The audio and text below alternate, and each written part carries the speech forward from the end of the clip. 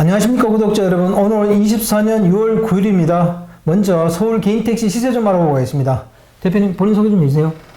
예, 안녕하십니까. 저는 장안동에서 개인택시 매매 컨설팅을 전문으로 하고 있는 우성택시나라 대표 함춘근입니다.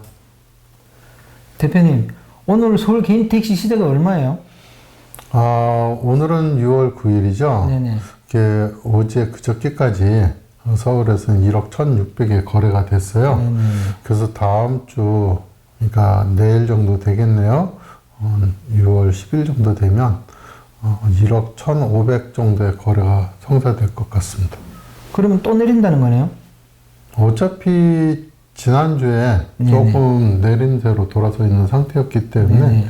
1억 1,600에 형성은 돼 있었지만은 매매는 거의 없었거든요. 네네. 그래서 1억 1,500선이 맞는 것 같습니다. 네.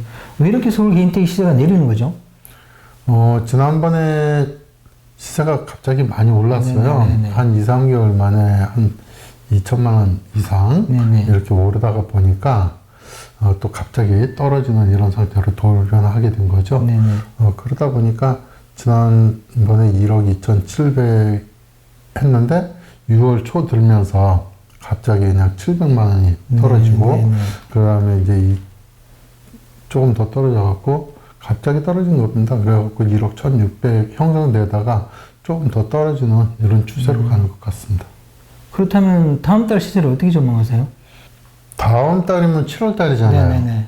7월 달은 아직 많이 남았기 때문에 네네네. 7월 달보다도 6월 달 시세가 더 좀 네네. 많은 분들께서 궁금해 하실 것 네네네. 같으세요. 그래서 지금 시세가 1억 1,000 네. 1억 1,600, 네네. 근데 1억 1,500 이렇게 되잖아요. 그 이제 심지어는 거기서 한 1, 200 정도는 더 빠질지 싶고요. 그래서 6월 달에 한 1억 1,200에서 1억 1,500 사이에서 아마 이렇게 조정이 되지 않겠나. 또 거기에서 보합세 수준을 가지 않겠나 이렇게 생각을 하게 됩니다. 네. 얼마 전에 서울 개인택시 시세가 급등한 이유는 뭐라고 보세요? 갑자기 급등했던 거는 이제 조합에서 개인택시 양도 양수한다는 설도 있었고요. 네네. 또 그리고 이제 그 지난번 선거 있었을 때 몇몇 사람이 1억 3천이 간다, 뭐 1억 5천이 간다 하는 그런 루머들이 많이 있었어요. 네네. 그렇다고 그걸 또 강하게 밀어붙이시는 분들도 계셨고, 이제 그러다 보니까 시세가 들썩들썩 되긴 했는데, 또 이제 조금 오르는 이런 상태가 되니까 많은 사람들이 진짜 그렇게 간다. 이렇게 이제 믿음을 주게 되는 거고, 그렇게 또 밀고 가는 이런 상태가 됐던 거죠. 그래서 이제 1억이 넘어서면서, 1억이 넘어서면서부터는 급하게 올라가는 이런 상태가 됐습니다. 1억 되기까지는 참 힘들게 올라갔지만 1억이 넘어서면서부터는 좀 빠르게, 그 다음에 뭐 하루 자고 나면 뭐 100만 원씩 올라가던 그런 상태. 그 다음에 또 뭐 1억 1천 정도가 되니까 하룻밤 자고 나면 200만 원씩 오르는 이런 상태. 1억 2천이 가니까 뭐 하룻밤 자고 나면 1억 300씩 올라가갖고, 금방 올라가갖고.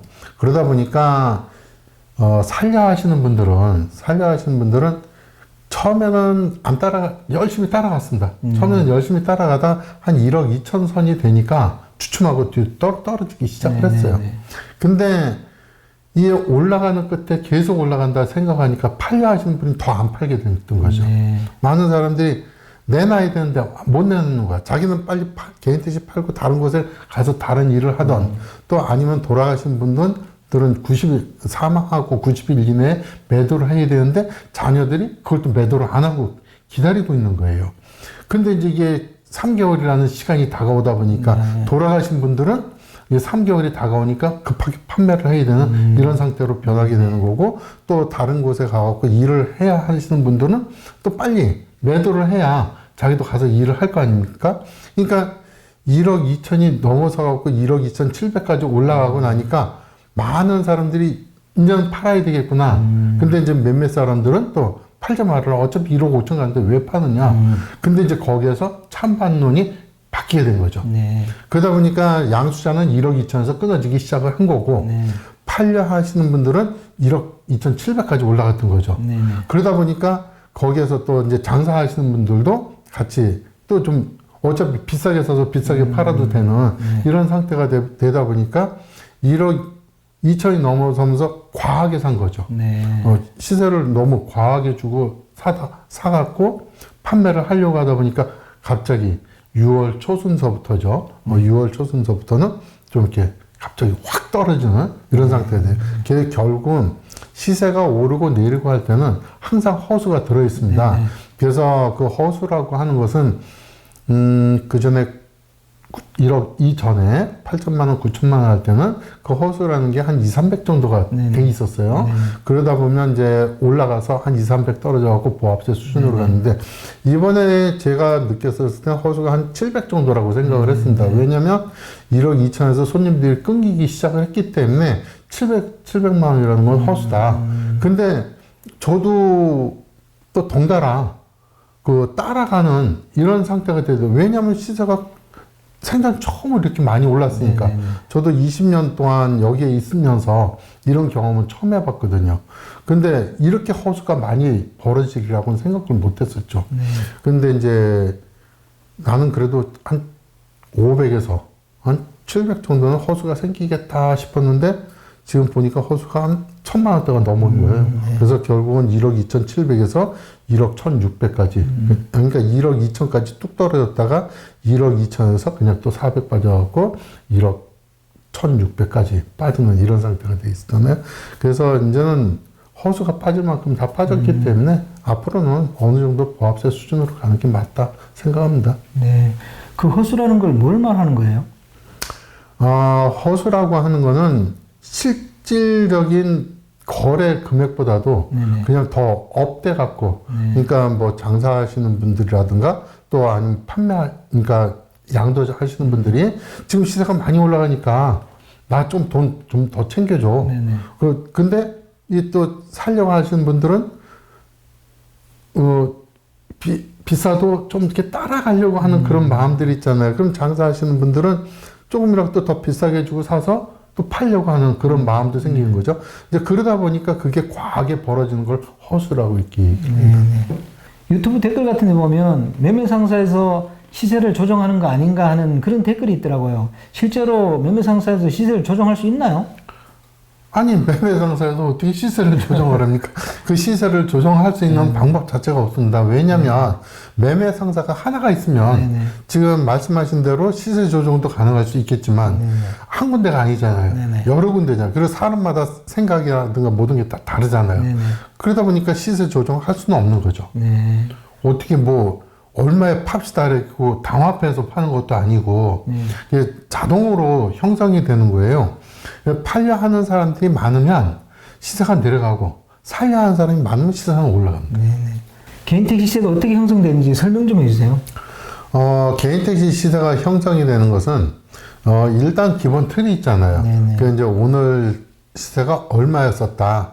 예를 들어서 뭐 1억 2천이었다. 그러면 1억 2천에서 팔려고 사람이 1억 2천에 안 팔아요. 그럼 난 1억 2천 500 받고 싶어. 1억 2천 100을 받고 싶어. 이렇게 이제 얘기를 하게 될 거 아니에요.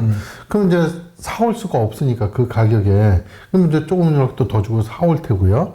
그러다 보면 비싼 가격에 사오면 비싼 가격에 팔게 되겠죠. 그러면 1억 2천 100에 사왔어. 그러면 1억 2천 100에 팔 수 없잖아요.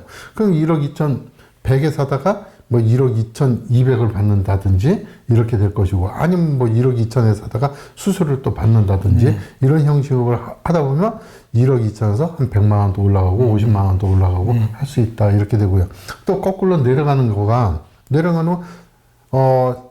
차가 너무 많이 나오다 보면 많이 나오다 보면 누군가가 나 이게 좀 싸게라도 1억 1,900이라도 나 팔 거니까 좀 그렇게 하자. 그러면 그 시세가 좀 내려갈 거 아니에요. 그리고 또 살려 한 사람이 그 가격에는 안 살 거 아니에요. 1억 2천에는. 그러면 난 100만 원보다 싼 거가 좋다. 난 50만 원보다 싼 거가 좋다. 그럼 이렇게 찾아서 내려갈 거 아니에요. 그러다 보면 시세가 좀 떨어지고 그러는 거죠. 그래서 그게 어떤 한 사람이 사고 팔았다 해서 그게 형성되는 건 아니고 그러한 것들이 한두 군데서 생기다 보면 똑같은 형상이 벌어진다는 거죠. 그리고 또 손님이 한 명만 나오는 거 아니잖아요. 지금 장안동에는 한 58명이라는 딜러들이 있는데 이분들이 제각각 판매를 하고 있잖아요. 그러다 보니까 서로가 이야기하다 보면 오늘은 얼마에 팔렸어? 얼마에 사왔어? 이제 이런 것이 자연스럽게 돌아가는 겁니다. 그러다 보니까 시세 형성이 이루어지는 거죠. 네. 서울은 24시간 손님이 있는데 서울 개인택시 시세가 내려가는 걸 이해할 수 없다는 사람들이 있습니다. 여기에 대해서 어떻게 생각하세요? 그러니까 지금 개인택시 24시간 일하는데 네. 그 수입은 좋다는 뜻이잖아요. 근데 왜 개인택시 시세는 내려가느냐? 네네. 그러면 거꾸로 네. 시세가 네. 올라갈 때는 많은 돈을 벌기 때문에 올라갈까요? 수입이 24시간 일을 해서 수입이 많아지니까 개인택시 시세가 올라간다. 떨어지면 수입이 없어서 떨어진다. 이렇게 생각할 수도 있어요. 왜냐하면 많은 사람들이 개인택시의 수입 가지고 그 시세를 연관을 짓더라고요. 네네. 근데 그거는 절대 아닙니다. 네. 그러니까 수입이 많아도 시세는 떨어질 수가 있고요. 수입이 없어도 시세는 올라갈 수도 있다. 그리고 과거에는 우리나라 경제에 따라서 이 개인택시 시세가 좌지우지 됐던 네. 적이 있어요. 네. 그래서 서울뿐만이 아니라 전국에서 일자리가 없어요. 네. 그러다 보면 과거에는 할 일이 없으니까 개인택시를 하러 오신다는 분들이 많이 있었어요. 네. 근데 그 시절에는 우리나라 경제가 안 좋아지면 개인택시 시세는 올라가고 우리나라 경제가 좋으면 시세는 내려가고 그랬어요. 네네. 왜냐하면 일자리 창출을 해야 되는데 경제가 안 좋으니까 일자리 창출할 데가 없잖아요. 네네. 그러다 보니까 할 거 없으니까 난 개인택시나 해야지 이래서 사실은 그때 개인택시 시세가 오랐던 적이 있습니다. 근데 지금은 그거하고는 좀 달라졌어요. 네. 달라진 게 뭐가 달라졌냐면 과거에는 할 일 없어서 왔지만 지금도 역시 비슷하기는 해요. 네. 정년퇴임 하시는 분들이 진짜 여기저기 어디 가서 특별하게 또 좀 이렇게 그래도 괜찮은 직업을 찾으려고 했는데 찾을 수가 없다 보니까 개인택시 쪽으로 몰려오시는 분들이 많이 계세요. 근데 그러다 보니까 개인택시 시세가 또 올라가기도 했고요. 근데 수입하고는 전혀 무관하다. 네. 왜냐하면 각 지방에서 보면 1억이 월등히 넘는 데도 있고 2억이 넘는 곳도 있어요. 네네. 근데 그쪽에서 보면 하루에 수입이 서울만큼 되느냐? 절대 아닙니다. 그 2억이 넘는 곳에서 가서 보면 서울만큼 수입이 되느냐? 수입은 아닌데도 그 시세는 개인택시 시세는 많이 향상돼 있다. 그건 결국은 뭐냐면 수요와 공급의 차이라고 보면 되죠. 수요는 하려고 하는 수요는 많지만 지방에 내려갔을 때 근데 팔려고 하는 사람이 없잖아요. 공급이 없잖아요. 네. 그러다 보니까 그 개인택시 시세가 높아졌던 거죠. 근데 수입은 그만큼 안 많다는 겁니다. 네. 그래서 수입과 시세는 별개다 이렇게 보시면 됩니다. 그렇다면 서울 개인택시 시세에서 가장 중요한 게 뭐라고 생각하세요? 시세에서 가장 중요한 거는 정부 시책이에요. 네. 정부 시책에서 개인택시 법이 어떻게 바뀌느냐, 택시법이 어떻게 바뀌느냐, 또 그다음에 양수하는 사람과 양도하는 사람 제도가 어떻게 바뀌느냐 이런 겁니다. 그래서 예를 들어서 양수자가 무사고를 좀 이렇게 강하게 하면은 개인택시 하려고 하는 사람이 적어질 거 아니에요. 네네. 그리고 또 만약에 풀어놓으면 지금은 굉장히 많이 풀려 있는 상태입니다.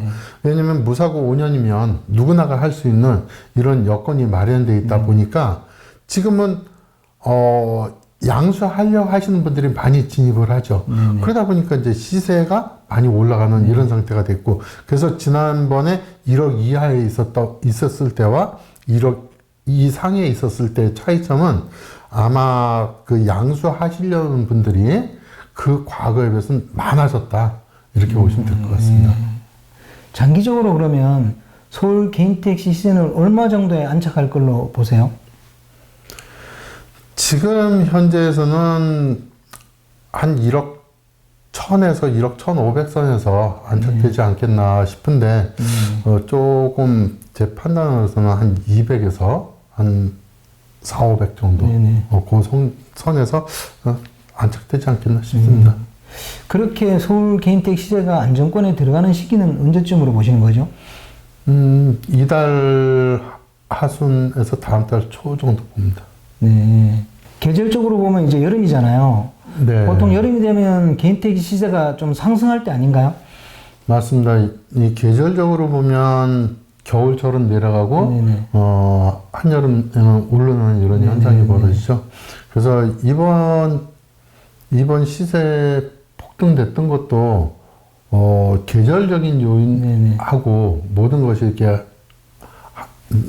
같이 동시에 자발적으로 해서 많이 폭등을 했었는데, 지금도 6월달이잖아요. 6월달, 7월달, 8월달까지가 시세가 항상 이렇게 상승하는 그런 시점이었고, 그 다음에 이제 추석을 기점으로 해서 다시 이렇게 내려가는 이런 상태가 됐는데, 요번에는 갑자기 올랐다 갑자기 내렸잖아요. 그래서 이제 지금 6월 하반기나 7월 초순 되면, 정상적인 궤도를 가지 않겠나, 이렇게 생각을 합니다. 네. 서울 개인택시 조합에서 개인택시 매매를 관장하게 되면은 시세는 어떨 거라고 생각하세요? 좀 오를 거라고 보세요? 지금 상태에서는 서울 개인택시 조합에서 양도양수를 한다고 6월 달에 한다고 했었는데 네네. 그것도 쉽지 않은 것 같아요. 네네. 그래서 진행이 둔화되어 있는 걸 보면 6월 달에는 못할 것 같고 언제가 될지는 모르겠지만서도 또다시 한 번은 출렁거리는 것은 생길 것 같습니다. 네. 그 출렁거린다는 게 오른다는 거예요? 내린다는 거예요? 어떻게 바뀌느냐에서 좀 달라질 것 같아요. 그 오를 수도 있고 내릴 수도 있는데, 그 상태가 뭐 조합 쪽에서는 시세를 강하게 올려놓으려고 노력을 할 테고, 왜냐하면 조합원들을 위해서 한다는 그런 마음가짐이 있다 보니까 올리는 쪽으로 생각을 할 테고요. 또 양수자 입장에서는 오르는 거가 달갑지만은 않잖아요. 네, 그렇죠. 왜냐하면 어차피 양수자도 나중에 개인택시 사면 조합원, 똑같은 조합원이라는 거죠. 그렇지만 또 이제 지금 현재 조합원이 팔고 나면 그분은 또 조합원이 아니잖아요. 이게 어떤 누구를 어떻게 유예줘야 될지 그 자체는 아리송합니다. 마지막으로 서울 개인택시를 양수하려는 분들에게 대표님께서 개인택시 시세와 관련해서 조언 좀 해주세요. 양수하시려고 하시는 분은 그 전에도 말씀을 드렸듯이 이번에는 좀 특별한 부분이었었어요. 그래서 저도 지난번에 한창 오를 때 좀 이렇게 자제해 줬으면 좋겠다고 이렇게 한번 말씀드렸던 적도 있듯이, 지금은 시세가 많이 꺾여 있는 상태입니다. 그래서 이제 어느 정도, 이렇게 보합세 수준으로 가고 있을 테니까 양수하려고 생각하셨던 분들께서는 지금 준비하시는 것도 괜찮다. 이렇게 생각을 하고 있습니다. 그래서, 내려가는 금액보다, 양수해서 일하시는 금액이 오히려 더 좋을 수도 있으니까, 양수하시려고 하시는 분들이 계신다 그러면, 지금부터 서서히 준비해도 좋을 것 같습니다. 네. 오늘 인터뷰 감사드립니다. 네, 구독자 여러분, 오늘은 24년 6월 9일입니다. 서울 개인택시 시세가 조금 주춤하네요. 조금 하락세로 돌아선 것 같은데, 개인택시를 양수하시려는 분들은 이걸 잘 보고 계셨다가 자신에게 맞는 시점에 진입하시면 될 것 같습니다. 자, 호화전은 다음 주에 또 다른 주제로 구독자 여러분 찾아뵙겠습니다. 안녕히 계십시오. 호호 아재입니다.